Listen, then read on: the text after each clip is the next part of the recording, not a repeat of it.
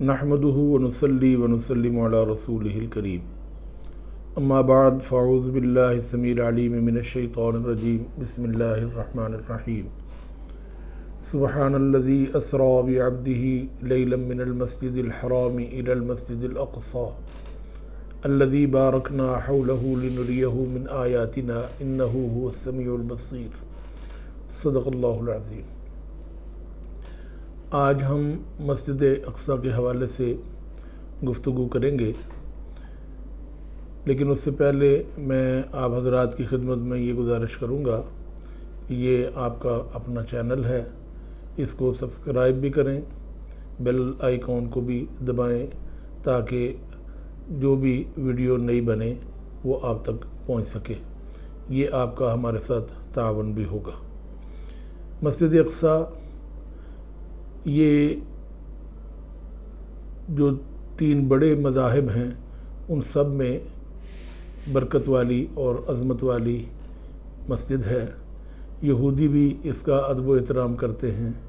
ईसाई भी इसके साथ मोहब्बत करते हैं, और मुसलमानों के लिए तो ये बहुत ही बाबरकत है कि मुसलमानों का ये पहला किबला है। किबला अव्वल मस्जिद अक़सा है, और हमारे प्यारे नबी सल्लल्लाहु अलैहि वसल्लम का जो सफ़र मेराज है वो भी मस्जिद अक़सा से ही आसमान दुनिया की तरफ और सिदरतुल मुंतहा से अर्श आज़म की तरफ जो रवाना हुए वो मस्जिद अक़सा से ही रवाना हुए। मस्जिद अक़सा की तामीर के हवाले से हज़रत सैयदना अबू ज़र ग़फ़ारी रज़ी अल्लाह तआला अन्हु ने नबी करीम सल्लल्लाहु अलैहि वसल्लम से पूछा कि या रसूलल्लाह, सबसे पहले कौन सी मस्जिद बनाई गई? तो आपने फरमाया मस्जिद हराम। तो हज़रत अबू ज़र ने पूछा या रसूलल्लाह, उसके बाद कौन सी मस्जिद बनाई गई? तो आपने फरमाया मस्जिद अक़सा। तो इन दोनों के दरमियान जब फ़ासले के मुतल्लिक़ हज़रत अबू ज़र ने पूछा कि या रसूलल्लाह, इन दोनों के दरमियान कितना अरसा है तामीर में? तो नबी करीम रऊफ़ रहीम सल्लल्लाहु अलैहि वसल्लम ने फरमाया कि ये 40 साल का अरसा है। हम ये तारीख़ में देखते हैं कि मस्जिद अक़सा कई मरतबा, जिस तरह मस्जिद हराम कई मरतबा तामीर हुई, इसी तरह मस्जिद अक़सा भी कई मरतबा तामीर हुई। इसको हज़रत सैयदना इब्राहीम अला नबीना अलैहिस्सलातु वस्सलाम ने तामीर फरमाया, और सबसे पहले हज़रत इब्राहीम अलैहिस्सलाम ही इस इलाके में आए, और उसके बाद ये अम्बिया का मस्कन बन गया, जिसका ज़िक्र अल्लाह रब्बुल इज़्ज़त ने कुरान मुक़द्दस में, ये जो आया मुबारका मैंने आपके सामने तिलावत की है, उसमें अल्लाह रब्बुल इज़्ज़त ने उसका इशारा फरमाया। मस्जिद अक़सा की तामीर हज़रत इब्राहीम अलैहिस्सलाम के बाद दूसरी मरतबा जो हम देखते हैं तो वो हज़रत दाऊद अलैहिस्सलाम ने इसकी तामीर शुरू की, और उसमें जो हमें मकसद नज़र आता है वो ये है कि ताबूत सकीना जो कि हज़रत आदम अलैहिस्सलाम के लिए अल्लाह रब्बुल इज़्ज़त ने जन्नत से भेजा था, उस ताबूत में बेशुमार अम्बिया किराम के तबर्रुकात थे।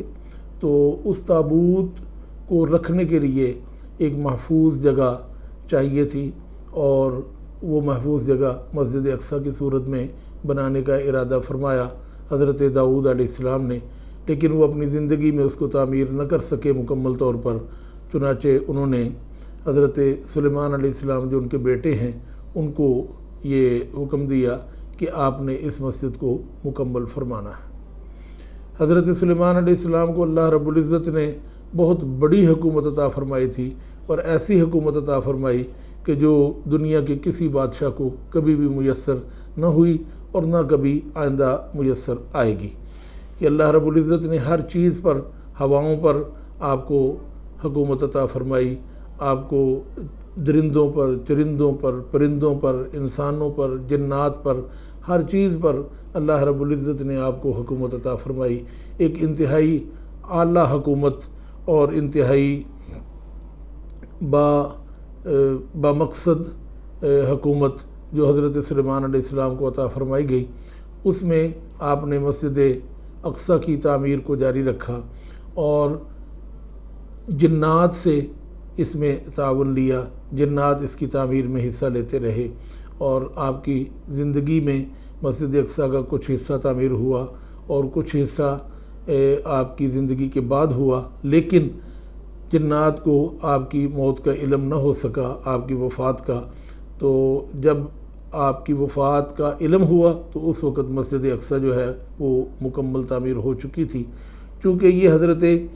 سلیمان علیہ السلام نے اس کو مکمل کیا تھا، اسی وجہ سے یہودی اس کو ہیکل سلیمانی کہتے ہیں اور مسلمان اس کو مسجد اقصیٰ کہتے ہیں۔ یہ سلسلہ چلتا رہا اور اسی میں تابوت سکینہ کو محفوظ رکھا گیا، اور یہ تابوت سکینہ ایسا عظیم تابوت ہے جس کو اللہ رب العزت نے تابوت سکینہ کہا کہ یہ سکون دینے والا، کہ اس میں انبیاء کے تبرکات تھے، اس لیے اس کو تابوت سکینہ کہتے ہیں۔ تو یہود و نصارہ اس کو جنگوں میں اپنے سامنے رکھتے تھے، جس کی وجہ سے ان کو فتوحات حاصل ہوتی تھی۔ تو حضرت سلیمان علیہ السلام کی وصال کے بعد جب عیسائی اور یہودی اپنے صحیح راستے سے بھٹک گئے تو ان کے اوپر بخت نصر کی صورت میں ایک ظالم حکمران مسلط ہوا، جس نے ایک مرتبہ پھر مسجد اقصیٰ کو شہید کر دیا اور بہت زیادہ تباہی پھیلائی، اور اسی دوران تابوت سکینہ بھی دوبارہ غائب ہو گیا۔ تو یہ سلسلہ تسلسل کے ساتھ چلتا رہا، مختلف مواقع آئے اور مسجد اقصیٰ کے حوالے سے کبھی عیسائیوں کا اس کے اوپر قبضہ رہا، کبھی یہودیوں کا قبضہ رہا، اور ایک وقت آیا کہ جب حضرت سیدنا امین الامت حضرت سیدنا عبیدہ بن جراح رضی اللہ تعالیٰ عنہ نے اس کا محاصرہ کیا، فلسطین کے اس علاقے کا، اور 4 مہینے تک اس کا محاصرہ کیے رکھا۔ لیکن بعد میں وہاں کا جو راہب تھا اس نے کہا کہ آپ اس کو فتح نہیں کر سکتے، آپ یہاں سے چلے جائیں، آپ ساری زندگی بھی اس کو فتح نہیں کر سکتے، کیونکہ اس کی فتح کے لیے جو نشانیاں، جس بندے کا ہمیں نشانیاں بیان کی گئی ہیں اس کا نام تو عمر ہے، اور اس کی یہ نشانیاں۔ حضرت عبیدہ بن جراح رضی اللہ تعالیٰ عنہ نے بڑی مسرت محسوس کی اور حضرت عمر فاروق رضی اللہ تعالیٰ عنہ کو خط لکھ کر بلایا۔ حضرت عمر فاروق آئے، اور عیسائی راہبوں نے جب حضرت عمر فاروق رضی اللہ تعالیٰ عنہ کو دیکھا تو انہوں نے آپ کے ہاتھ میں بیت المقدس کی چابیاں پیش کر دیں۔ تو حضرت عمر فاروق رضی اللہ تعالیٰ عنہ نے ایک مرتبہ پھر مسجد اقصیٰ کی تعمیر فرمائی۔ ہم دیکھتے ہیں کہ مسجد اقصیٰ کے ساتھ ہی ایک بڑا خوبصورت سنہری رنگ کا گنبد ہے، قبۃ الصخرہ اس کو کہتے ہیں، اور یہ وہ جگہ ہے جہاں سے نبی کریم رؤوف الرحیم صلی اللہ علیہ وآلہ وسلم آسمان کی طرف معراج کے سفر پر روانہ ہوئے۔ تو وہ مسجد اقصیٰ نہیں ہے۔ عموماً مسلمانوں کو گمراہ کرنے کی غرض سے مسجد اقصیٰ وہی بنا کر پیش کی جاتی ہے۔ وجہ یہ ہے کہ تاکہ مسلمان اسی کو مسجد اقصیٰ سمجھتے رہیں اور اصل مسجد اقصیٰ کو یہودی مسمار کر دیں اور اس کی جگہ ہیکل سلیمانی کی تعمیر کریں۔ اس وجہ سے تمام مسلمانوں کو اس بات کا خیال کرنا چاہیے اور آگاہی حاصل کرنی چاہیے کہ اصل مسجد اقصیٰ کون سی ہے۔ تو مسجد اقصیٰ یہ مسلمانوں کا قبلہ اول ہے، اور اس میں ایک نماز پڑھنے کا ثواب اللہ رب العزت 50,000 نمازوں کا ثواب عطا فرماتا ہے، اور یہ ان 3 مساجد میں سے ایک مسجد ہے جس کی طرف سفر کرنا بڑا بابرکت اور اللہ رب العزت کے ہاں مقبول ہے۔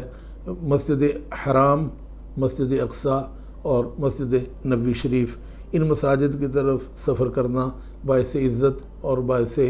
برکت ہے۔ تو مسجد اقصیٰ کا احترام بھی کرنا چاہیے، اور اس کے ساتھ مسجد اقصیٰ کی آج ہمیں سب سے زیادہ جس چیز کی ضرورت ہے کہ مسجد اقصیٰ کی آزادی کے لیے فلسطین کے مجاہدین جو تگ و دو کر رہے ہیں، اس تگ و دو کے ساتھ کم از کم ہمارا اتنا تعلق ضرور ہونا چاہیے کہ ہم ان کے دلی طور پر اور ذہنی طور پر ہم فلسطین کے ساتھ ہوں، کیونکہ عوام الناس میں یہ ہمت اور طاقت نہیں ہے کہ وہ فلسطین میں جا کر ان کی مدد کر سکیں، لیکن کم از کم اپنے دلوں میں اس بات کا خیال رکھیں، اپنی دعاؤں میں فلسطین کے مجاہدین کو یاد رکھیں، اور ساتھ ہی ساتھ اگر ممکن ہو تو اپنی حکومتوں پر زور دے کر کہ مسجد اقصیٰ کی حفاظت کرنا تمام مسلمانوں کی ذمہ داری ہے، اور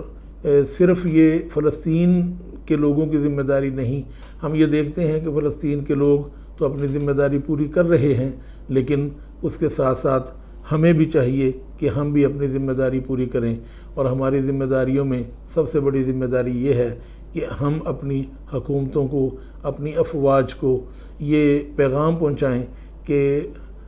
اگر آپ عزت چاہتے ہیں، احترام چاہتے ہیں کہ ہم آپ کی عزت کریں، احترام کریں، تو اس کے لیے